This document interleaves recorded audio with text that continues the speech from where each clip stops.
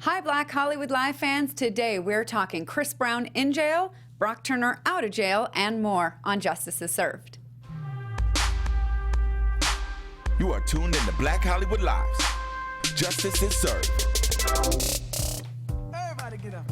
This case about this song will not die, and we will get to the ongoing battle over this song, Blurred Lines. Feels like it was ages ago, but this was like the jam of the summer not that long ago. We will get to that, but of course we've got to start with the very first case, Chris Brown. We'll get to that, but I should probably introduce us first. That might be helpful. My name is Chelsea Galicia. Thank you for joining me and my co-hosts, fellow attorneys Shaka Smith and Yemi Abayomi. And we are here to give you the latest and hopefully greatest in the legal news of the week. And today we're talking about the hot topic of Chris Brown, who spent a few hours in jail yesterday. This whole story was like a whole long thing. It took like 9 hours for him to get arrested in the first place. This whole event started Tuesday at like 3 a.m. at a gathering at his house where he allegedly pulled a gun on a woman, and that eventually led to him being arrested for alleged felony assault with a deadly weapon. Yeah. Help me straighten this whole mess out. This woman was at his house. Yeah, Bailey Curran.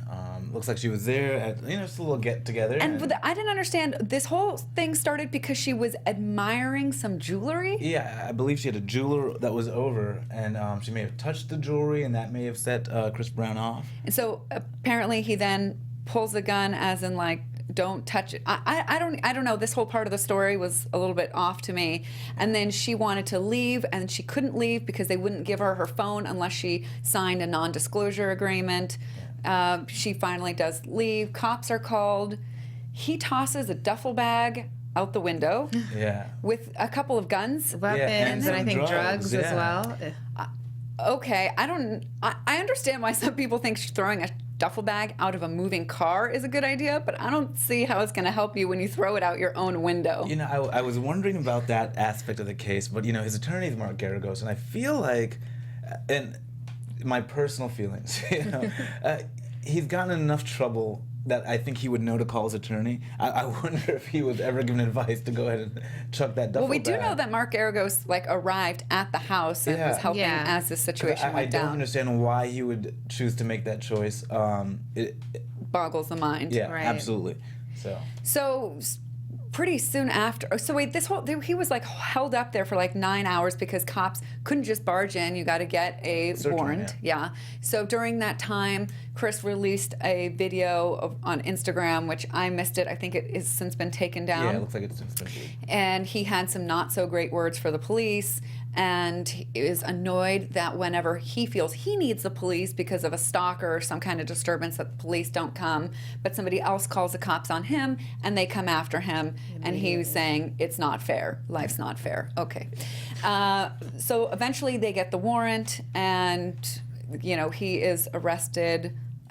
Ended up last night or something. And then we find out just more things about Bailey Curran and her background coming out as well. Right. So just to wrap up from exactly what happened to Chris, he was taken to jail, booked, and then released on bail. Yeah. And then now the attention shifts over to this woman. Who is she? Right. So she is Miss California Regional 216. She won the crown. She may no longer be. Well, formerly actually Miss California Regional 2016. She won the crown. And so she's a model, and she participates in beauty pageants. But now her character and kind of credibility has come into question because it appears that she's wanted in New York City for a robbery as well. And so some weird story about her allegedly snatching a Louis Vuitton bag and then running out of a hotel room and then getting all the contents and ditching the bag. I don't know. And then she's saying, that wasn't me, that was my friend. She said it wasn't her, it was a friend that was there. But that is not the first time she has used the "it wasn't me" defense. That's her favorite line, because so I say that she's formerly Miss California Regional 2016 because she actually got stripped of her crown after it came to their attention that she had these nude photos Someone sent them in, and she claimed, it's not me, but they didn't believe her. And on top of that, she had other instances where she was missing events, missing the pageant event or the Miss California events, the responsibilities that she had. And you would see pictures maybe on her social media of her at other events kind of that hanging are more out fun and having fun. the obligation. And so the lies and the nude photos, they said within 2 months they decrowned her, although she apparently refused to give back the crown. Oh, all right. Yeah, this well, is a they can tough, take my dignity, but they shall not take my crown. Yeah. Okay, so this does not look good. I mean, for at least these two stories don't look good for her credibility. There were a ton of people inside the house, so more people know the story. And then, Shaka, you know somebody that was there who gave an interview to TMZ. Yeah. So Christian Bonilla gave an interview at TMZ today, just because apparently he picked her up and it dropped her off, and I guess they kind of were trying to dissect her mental state. Like he brought her to the party in the first place. Yeah, and then he left with some other girls a little bit earlier, and then apparently she had reached out to him, and then reached out to one of the girls, and then found her way to him, and he went back and picked her up. Got it. And so, have we heard from anybody else about what actually happened? Because she's going to say he pulled a gun on me. And there's a statement that he's going to say she was crazy. I asked her to leave. And at some point she wouldn't. And at some point he texted Kristen. She texted Kristen Bonilla. This mother effer is going to go down. So whether or not that statement of anger indicates that there was a gun pulled, or that maybe she meant I'm going to make up a story. There's just not enough details right now, enough facts to figure out what actually took place. Okay, but these are some serious charges, and so I'm sure we'll find out about this soon enough. I mean, a felony assault with a deadly weapon, you're facing jail time if that's true. Certainly, but just looking at both parties, I'd say either story is equally plausible.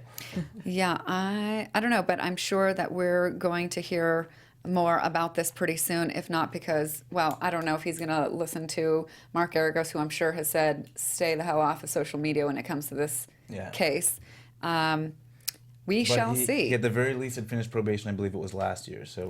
that's a good point. So there is no, this is going to trigger something else that was going on. He was working from a clean slate. Yeah. All right, well, that's a lucky one for him.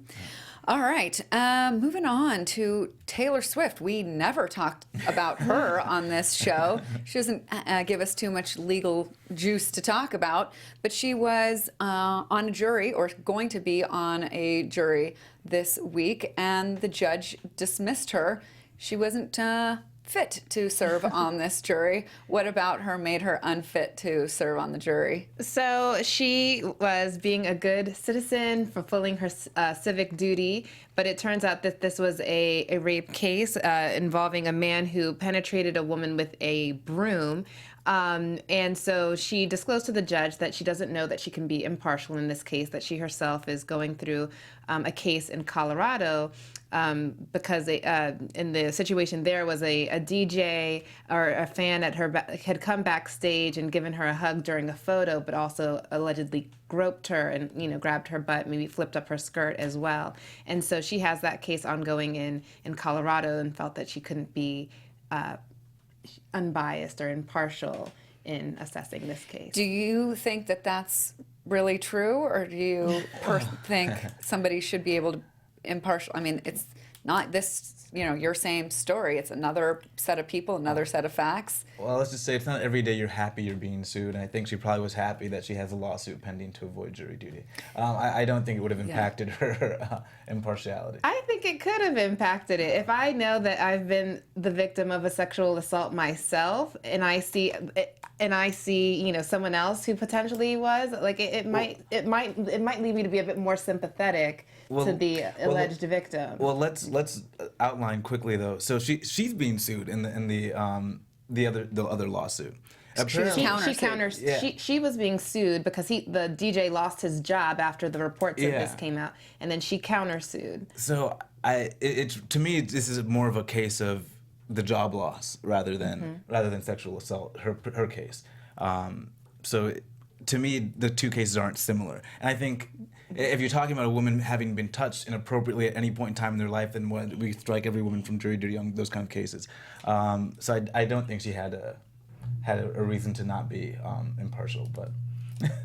Somebody apparently, I know Yemi's bursting at the seams to say something, please. No, I was just going to say, yes, I agree that it's based on two different cases. Yeah. But at the center of the case is the fact that he lost his job because of the groping, because of the sexual assault. And I could see how someone very much intertwined in that could bring that into her judgment and her perception of the proceedings as well. I mean, this is a little bit of a stretch, but what if Taylor Swift didn't want to be associated with being on a jury where they found a man not guilty of some kind of assault because she's such a hero, an ally to all women? It would not look good for her persona to be a juror on a case where a guy got off for a heinous sounding crime. Yeah, I think there's so many negatives for any big star being on a jury that they'll avoid it at all costs. Right. Well, speaking of jury duty, if I am not here next week, it is because I was selected for a jury. So I got to start calling in Monday night, and we shall find out. So if you see me here, I probably didn't get picked, or they didn't even ask me to come in. So We applaud you on fulfilling your civic duty. well, thank you. All right, let me now bring us a word from our sponsor, General Assembly. Please take it away, Yemi. Are you looking for a career in tech? Sometimes. I mean, technology is really important to everything that we do here. Maybe business, data, design, or marketing. Trying to get that promotion or raise. Who isn't? To excel in your career, you need 21st century training and skills. General Assembly is the largest and most respected school worldwide for people seeking to grow their talents and master the marketplace, which of course is important in any industry. Absolutely. Whether it's learning remotely online or in person at one of their beautiful campuses, you can join the 350,000 people who have already gotten the training needed to propel careers in tech and business. And it's great that they give you both options, in person or online. More than 2,500 companies worldwide hire General Assembly's graduates, with 99% of graduates who participate in General Assembly's career services landing a new role in a field within 6 months of starting their job search. That's my favorite stat. That's an important stat. It's pretty impressive. Take control of your talent and career now. Find out more at generalassembly.co/geek, GEEK. That's generalassembly.co/geek, GEEK. Enter the promo code GEEK to save on your first class, workshop, or event. All right, great. Thank you, Yemi, and thank you, General Assembly. We'll move on now to the really tragic case of Dwayne Wade's cousin being shot and killed days ago. He announced via Twitter, "My cousin was killed today in Chicago." He said it's another act of senseless gun violence. 4 kids lost their mom for no reason. Unreal. Hashtag enough is enough. And this is true. This is part of a very serious homicide wave in Chicago. I saw that so far this year, 487 homicides in Chicago. More than 2,800 people shot so far this year. And if we compare that to last year, the totals for last year were 491. We're already at 487 in terms of homicides. And then in terms of people shot, last year was 2,988. And we're already this year at 2,800. So something very serious is going on here. And it hit very close to home for Dwayne Wade and got pulled into the political conversation when Donald Trump sent out a tweet saying, "This is why African Americans are going to vote for me," but I shall leave the rest of my commentary on that for my other show, which is Trump versus Hillary, Tuesday nights on AfterBuzz TV. Yes, yes. And say that, I mean, at the very least, there's a small bit of good news because there have been arrests made in this case. 2 brothers that were on parole. Darwin Sorrells and Darren Sorrells are 26 and 22 years old. What do we know about them? Well, as you mentioned, they were on parole. One was on parole for a previous gun charge, and then the other was on parole for not a gun-related charge, but they were both felons, and they were one even had an ankle bracelet that they were still wearing, and apparently they either got into an altercation. It's not clear whether this guy was like an Uber driver dropping off a woman in the neighborhood or another individual in the street who allegedly maybe they gave a bad look or a stare, and then unfortunately stray bullets hit Dwayne Wade's cousin, Nakia Aldridge. Yeah. So it's sparked a lot of conversation. As you mentioned, there's some really crazy stats about the number of shootings and the number of deaths. I think just last weekend, it was maybe like 86 shootings and 11 people killed in a weekend from Friday to Monday in Chicago. So it's obviously raised, the profile of that even further. Yeah, so they were arrested for first-degree murder and first-degree attempted murder. And one of them was also charged with criminal trespass, which is a misdemeanor. So, if these were the guys, we don't know anything else about, eyewitnesses, or I don't know that anybody else was with Nakia Aldridge at the time besides her 3-week-old baby that she was pushing in a stroller who was unharmed.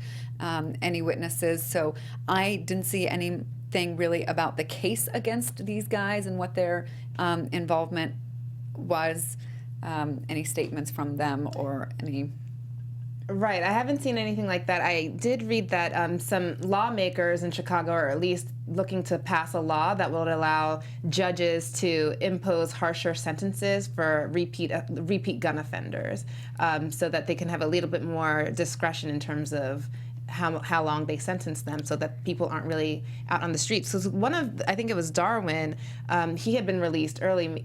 He had been in jail in 2013, and maybe he had a 6-year sentence, but was released early in 2016, and this is what comes of it. And this is also really sad. I read that Nakia Aldridge's mother, this is her second child that's died due to gun violence.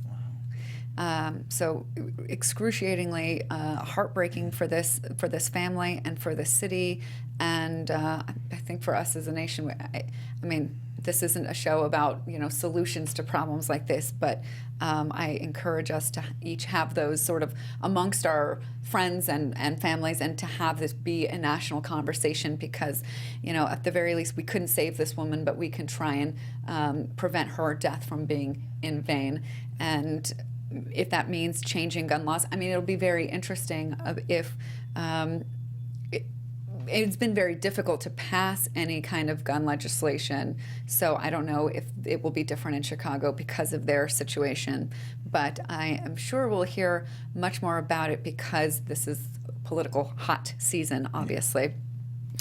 Okay, and so now let's get to that blurred lines story. So let me do a bit of a backstory. We haven't talked about this case in like over a year on this show, and this was about that song Blurred Lines that we played at the beginning. It was Pharrell and Robin Thicke and T.I. And back in,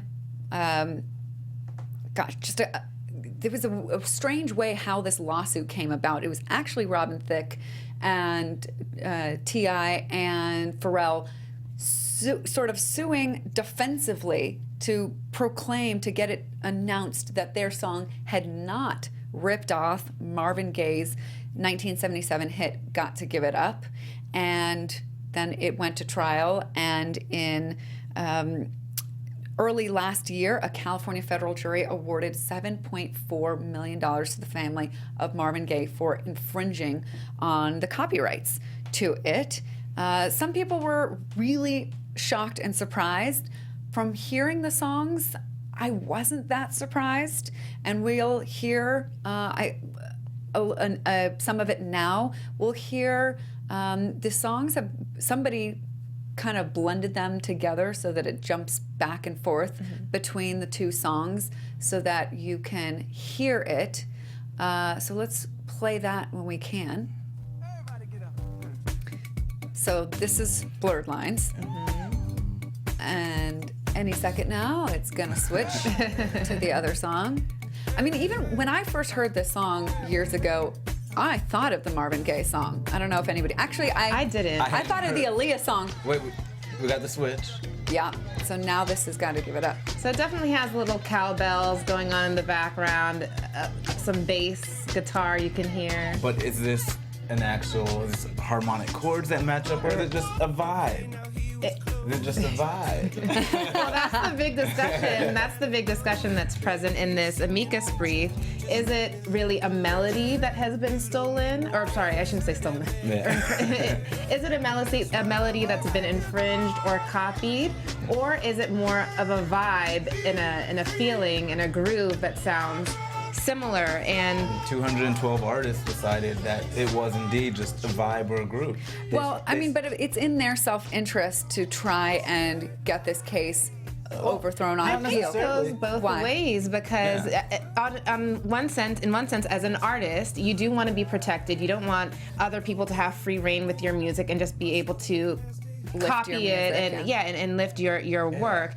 But on the other hand, you too, as an artist, you know that you are influenced by other artists world, that have come before you. And you know, the amicus brief made an interesting case talking about how there's only 12 notes in an octave, and only so many chords within that octave that actually sound good sonically. So you're actually operating from a really, really small universe of chords and sounds that can actually be pleasing to the ear, that can actually, you know, lead to a pop song. So inevitably there's going to be a lot of similarity. There's going to be something that maybe for some it says, oh yeah, this song sounds exactly alike. It's just a natural occurrence. It's not the same as TV or film where you have such a large universe of storylines and takes on it. And these artists said that these artists claim that there's no similar melodies and there's not even a similar melodic phrase.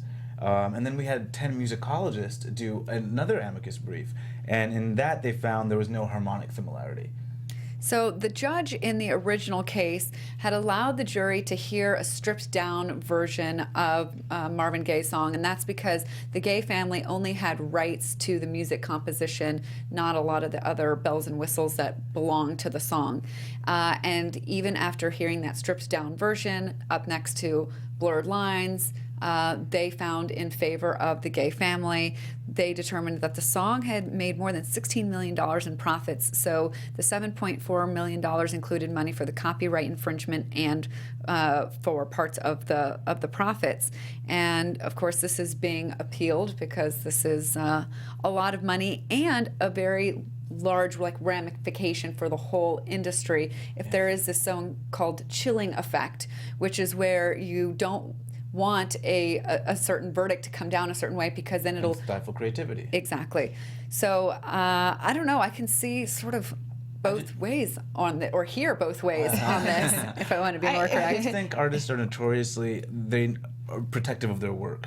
So the fact that 212 musicians, including Train, Linkin Park, Earth, Wind and Fire, I mean, yeah, it was a Fall Out very Boy, interesting an eclectic lineup mix, of right? people. Jennifer Hudson I saw in there. Tears for Fears. Hey, the 80s are coming back. So, Earth, Wind and Fire. So especially for those older acts, they have a vested interest in really protecting some of their iconic works. And if they're saying, look, these two are not similar enough that this goes too far, I think that will speak volumes to the judge in this case, so the judges. Was there anything in the brief that you saw that was a particularly strong argument? Like they say that, first of all, this never should have gone to trial. It should have been tossed at the very beginning stages before trial on summary judgment. Well, the musicologists, the 10 musicologists, people that really are experts at the study of music say there are no harmonic similarities and the chord progressions but there all were musicologists that testified at trial who did say they were, so it's kind of like a battle of the experts. Well, there was definitely a mix of opinion in terms of how similar it was and what was borrowed and what wasn't, or reasonable minds could disagree essentially. What was unique about this case also was that it was decided by a jury, whereas in a lot of copyright cases you might not use a jury because the language of music is very, very distinct and it's unique. Technical, and it involves a certain level of knowledge that you just have to have in order to understand the nuances between the sounds and the chords and what's being taken and what's not. So it's unusual because if I'm talking about a film and whether there's copying or similarity there, that's kind of common language to us. We can assess the characters, we can assess the plot, we can assess the themes that are present but whether in these. two songs give you that vibe. Music is very versus different. Technically similar. Music is very different, and so the fact that it was even decided by a jury was a very interesting aspect to it. And then you have the musicologists differing, and so with that, it makes it more difficult, I think, for it to not survive summary judgment because there are these two different sides reaching, two different technical experts reaching different conclusions. One thing that I thought was an interesting point that the artist brought up was that not even EMI, which was Marvin Gaye's publisher, the publishers are really charged with protecting the copyright and making sure that people aren't infringing it. They sought out musicologists and experts as well and concluded that that the songs weren't infringing. And so you have even Marvin Gaye's own publisher saying that, we don't agree with this and we don't think it's a copyright infringement. And I think what the effect of that is that if even a publisher and their musical specialists and experts don't think that something is an infringement, then what about the lone musician who is now creating this music? How is that person supposed to know that it was an infringement? Because in this case, how would T.I. and Pharrell and Robin Thicke have known that this could potentially be an infringing act if even EMI's experts decided? know. Well, they might know if they actually were, listening to the song and, creating it as they were listening. But and that was another issue in the case, because I think when Pharrell was being interviewed or Robin Thicke was being interviewed, they admitted that yes, Marvin Gaye is an influence and was that the inspiration for the song. Inspiration, and it was hearkening these sounds. And we talk about the chilling effect on creativity, and I wonder if it's also going to lead to a chilling effect on just even acknowledging those who came before you or, who you were inspired by. You don't want to tell people because you don't want to give them an idea of who you may have borrowed the music from or people might compare it to. And then that person who, you drew inspiration from might say, oh, okay, well, here's an opportunity for me to to me, the list of people and the sheer number of artists who were a part of this brief was the more impressive part. When I looked at the arguments themselves, I wasn't that swayed by them. The arguments are things like the one that you just mentioned about Marvin Gaye's own publisher, which was the strongest one for me. But the other ones are like, all music is inspired by other music. And copyright law should protect original music without stifling creativity, and copyright law should not inhibit songwriters from celebrating their influences. Those are all arguments that you might make to a legislature taking up the issue of how to phrase or how to compose copyright law, not something you would send to the court about the case, a specific case. Well, I think that was the only way you could get across this message, because I think the important part here for them is saying, yes, there's a similar vibe, and that similar vibe led the jury to make this mistake. They shouldn't have been. But is that really what an appeal is about? An appeal is about something in the procedure of the case went wrong, and this is don't stick with that verdict because it's going to be bad for us. That's not really what an appeal is all about. But this is the amicus brief, so it's not the appeal itself, but they clearly are using this as an opportunity to, sway the judge and really have whoever reviews it look at the potential impact that a ruling like this is going to have. And I actually think it's fair to cite that, musicians are influenced by others, because I think even in the copyright code it states that, yes, we want to protect individual expression, but we also don't want to control others' expression so much that you can't build off of it and create even more art. I mean, really, the ultimate goal is the arts, which is valued and which is why we have copyright law and copyright protection. But I did think it was a fair argument that they talked about the need for there to be some sort of a line where you can determine what is crossing the line into copying expression versus what is just and that's where it hit the procedural vibe issue. Because the only way to prove the procedural issue was to prove why you got it wrong, and you got it wrong because you looked at the vibe and let it proceed procedurally when the vibe is not what you should have been using. All right, well, we'll see if this has any influence. And now, wow, we're moving and grooving, moving through things really quickly. Let's turn now to America's favorite promising college athlete. Read in there some sarcasm if you couldn't hear it. I'm talking about Stanford swimmer, or former Stanford swimmer, Brock Turner. It seems like just weeks ago we were talking about how he was convicted of sexually assaulting an unconscious woman, and we were appalled at the fact that he was only being given 6 months. It pretty much was weeks ago, really. Yeah, It really was. Yeah, actually, maybe I'm not so off. It has actually only been 3 months, and he is about to get out in about 48 hours. Yeah. By Friday, he will be out. 3 months. How did he get half of what he was originally sentenced to when that was extraordinarily light? Yeah, it's funny because remember the prosecutors recommended, I think 6 years. 6 the years. maximum. The maximum was 14, but Yeah. the prosecutors recommended 6 years, and then of course the judge only gave him 6 months.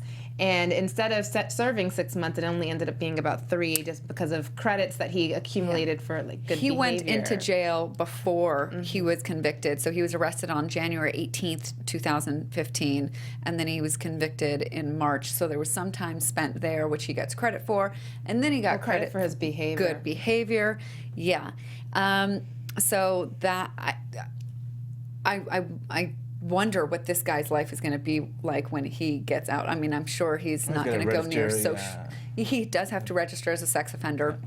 I'm sure he wants to stay miles and miles away from social media or anything, because this country really does not like him at all, or his dad for that matter, who was like, why should you judge him for, what was it, like 20 minutes of action. yeah, when he has like 20 years of, or not even, right? Because he's like a 19, 20-year-old kid. I don't know.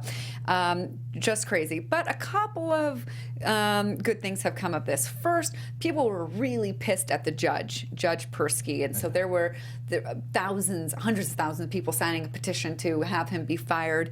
And he, on his own, ended up requesting a transfer from the criminal courts to the civil courts.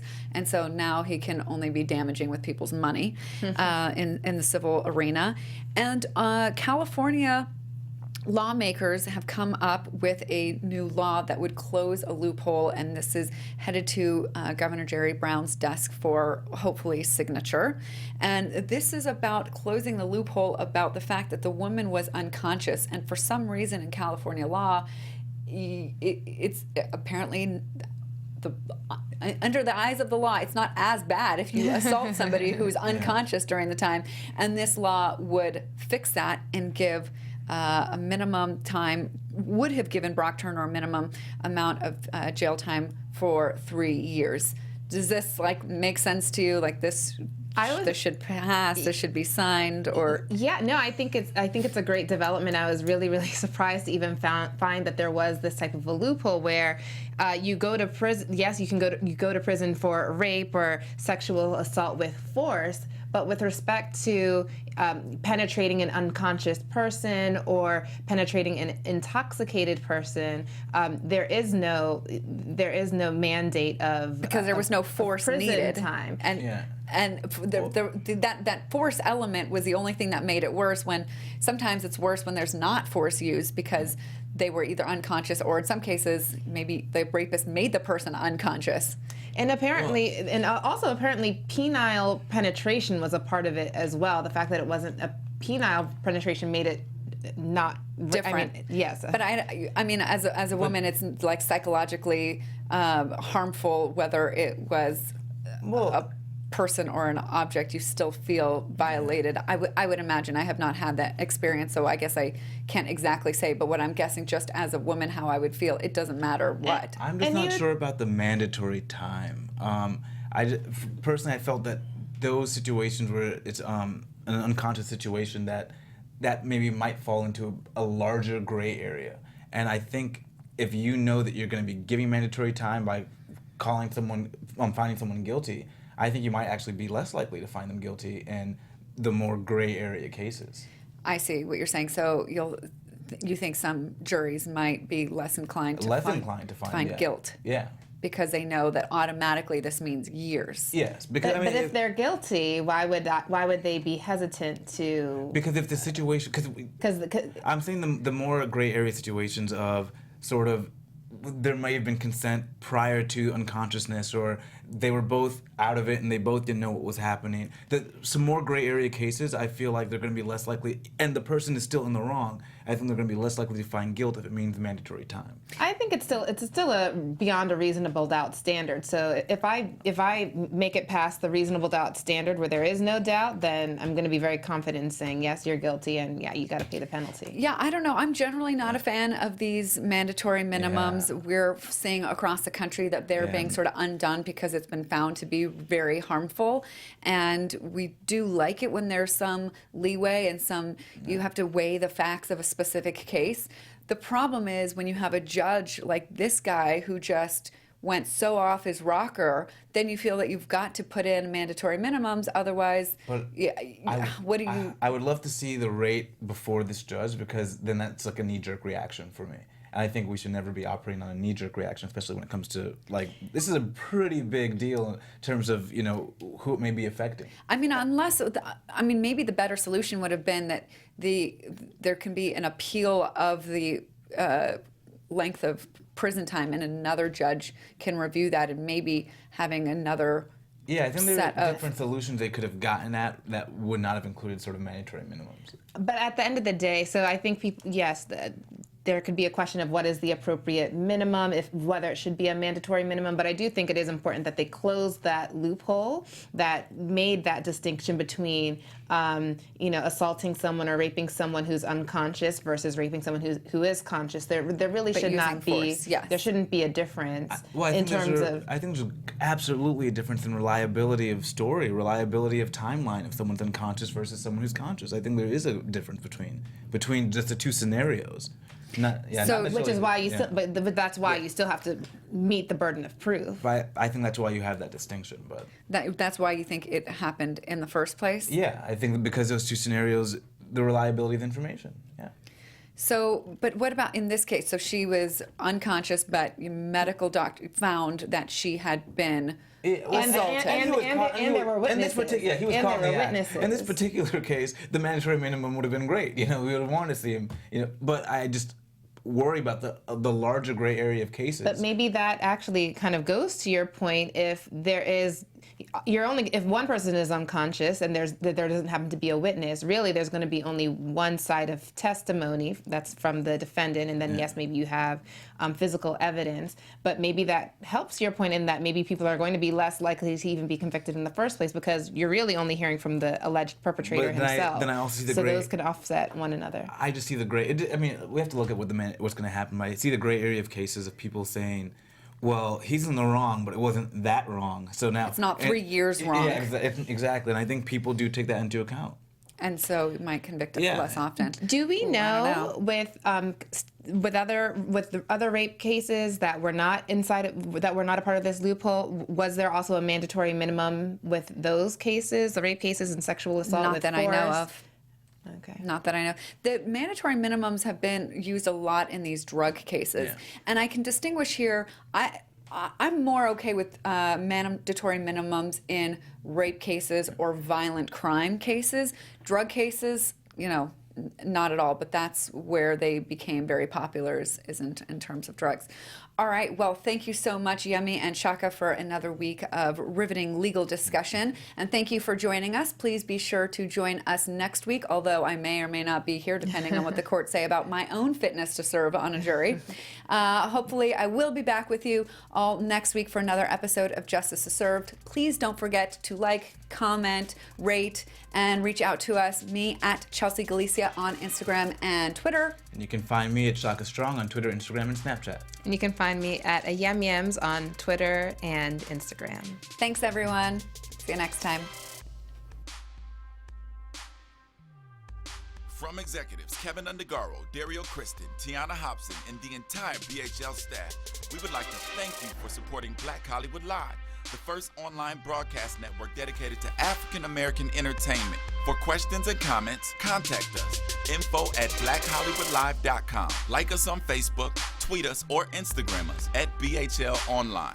And I am the official voice of Black Hollywood Live, Scipio. Instagram me at KingXOBay. Thanks for tuning in. Hollywood Redefined.